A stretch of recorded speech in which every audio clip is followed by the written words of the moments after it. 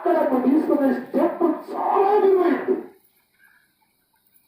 నువ్వు భోజనాలకి, డెకరేషన్లకి, లేదా పీపీ బాధ్యాలకి, లేదా బొమ్మ వర్గానికి, వస్త్రాలకి, నగలకి కాదు. ఈ వివాహం ఘనమైనది ఎక్కడ వస్తుందంటే దేవునికి నీవు ఇచ్చేటువంటి విలువను బట్టి వస్తుంది ఆ ఘనత. అక్కడ మొట్టమొదటి దేవుని చిత్తమైన వివాహం. ఆ వివాహములో దేవుని చిత్తము, దేవుని ఉద్దేశము ఆ వివాహంలో ఉన్నారు. నెంబర్ 2, దేవుని సన్నిధి ఆ వివాహంలో ఉండాలి.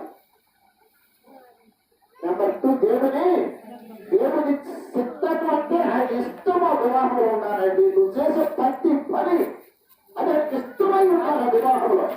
నీకు ఇష్టమైంది కాదు, నలుగురికి ఇష్టమైంది కాదు, బంధువులకు ఇష్టమైంది కాదు, దేవుడికి ఇష్టమైంది వివాహంలో ఉండాలి. వివాహం ఘనమైనది కావాలంటే ఎవరికి ఇష్టమైంది?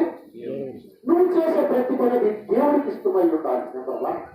నెంబర్ 2, దేవుని సన్నిధి అక్కడ ఉండాలి.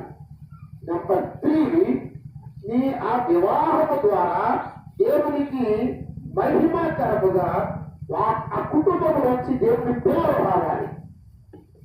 అది అమ్రాము యాకెబెదు వివాహము ద్వారా ఆ కుటుంబంలో 3 పిల్లలు వచ్చారు. 3 పిల్లలు ఆ ఇజ్రాయేలు వంశాన్ని కాపాడారండి. వారు ఏనాడు ఒకరో బ్రతకలేదు, ఒక స్నేహం చేయలేదు, ఒకసారి జీవించలేదు. బైబిల్ అంతా చదవండి మీరు. ఆ కుటుంబంలో పుట్టిన 3 వ్యక్తులు ఆయన మొట్టమొదటి పుట్టిన అహరోను యాజకుడుగా అద్భుతమైనటువంటి పరిచయం చేశాడు. తర్వాత పుట్టినటువంటి మిరియాము ప్రవక్తనిగా అన్నదమ్ములకు అనుకూలంగా ఎంతో అద్భుతముగా ఆమె వారిని వెంటాడింది. కూడా బిడ్డ మోసే మహానాయకుడుగా దేవుని ఇల్లంతా నమ్మకస్తులుగా కొనసాగాడు. రాజులు గడగడ ఒడిగిపోయారండి. మరో రాజు అల్లాడిపోయాడు. ఐగుప్తు జనాంగము ఎప్పటి సముద్రంలో పడి చచ్చారు. నీ కుటుంబము దేవునికి మహిమకరముగా ఉంటే నీ పిల్లలు దేవుని కార్యాలు చేసి జీవిస్తారు. దేశాలను మారుస్తారు, శాసనాలను మారుస్తారు, అద్భుతాలు చేస్తారు. కనుక ఆశీర్వాదము ఒక కుటుంబంలో ఎక్కడ ప్రారంభమైందంటే వివాహం దగ్గర ఆశీర్వాదం ప్రారంభమైంది. శాపం ఎక్కడ ప్రారంభమైందంటే వివాహం దగ్గరే. ఇక్కడ నేను మీకు ఈ మాట చూపిస్తున్నాను.